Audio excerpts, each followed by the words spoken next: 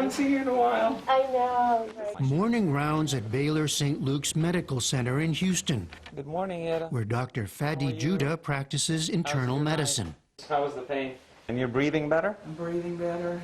Well, I got good news, Okay. which is your kidneys are doing much better. In a time of pandemic, the hospital itself is eerily quiet. Doctors and nurses likely to be the only people a patient sees. Good morning. It's a little cruel.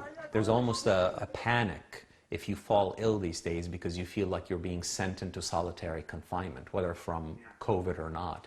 And that really is painful to carry around as a physician and internalize. Judah was born in nearby Austin, but spent most of his youth in the Middle East, in Libya and Saudi Arabia, the child of Palestinian refugees. The impulse to healing, he says, stems from a sense of displacement. As a young boy, I remember feeling I needed to become a doctor because the world or my immediate family needed compassion and support. I remember this moment very well, actually. In the kitchen, we were living at the time in Benghazi, Libya. I broken out and said, "Don't worry, when I'm older, I'll be a doctor and I'll have a big house. We'll all live there together. And if anyone falls ill, I'll take care of you." Later, he would work in emergency rooms and on missions for Doctors Without Borders. And always, alongside medicine, another passion, poetry. The storm funneled through town with destructive intent. Fractured tree limbs, toppled fences, ripped shingles like tufts of hair. His first collection was chosen in 2008 for the prestigious Yale Series of Younger Poets by Louise Gluck, the 2020 Nobel Prize winner. A later volume, Text 2, features short poems the length of texts. His most recent book reaches for the heavens, with allusions to astronomy and even astrological signs, while remaining grounded in the everyday. It's titled Tethered to Stars. Some of the themes, whether they are about my relationship to being a physician or being a Palestinian American or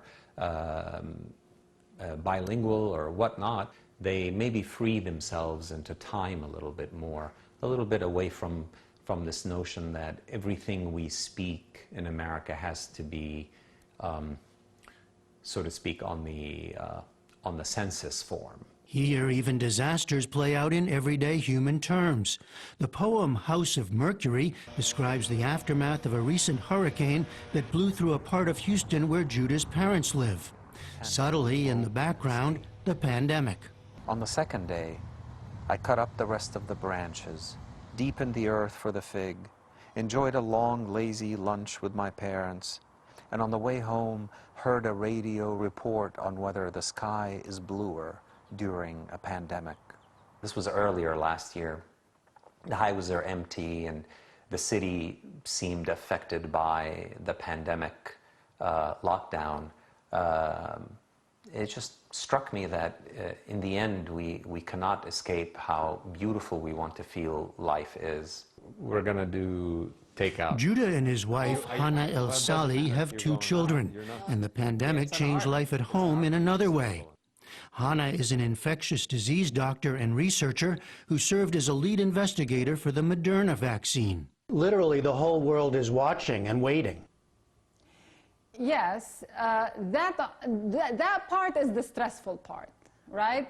Like sometimes it felt like, you know, if we can be just left alone so we can do what we need to do and then we'll figure out how we sort of present it. So that was actually part of the challenge, being constantly in a fishbowl, if you will. I asked Hannah which hat she sees her husband most at home in now. Oh, okay. Doctor or poet? That answer is easy. He is definitely more in his elements when he's reading and writing. He appears more content, more on a mission kind of thing when he's reading and writing.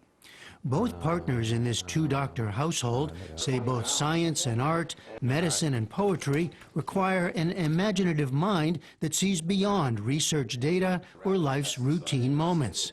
And for Fadi Judah, there's an added benefit to loving and caring about language. Being a poet and a writer and hopefully a better listener, I've learned to use a language of faith or hope or support or terseness sometimes to communicate with my patients better.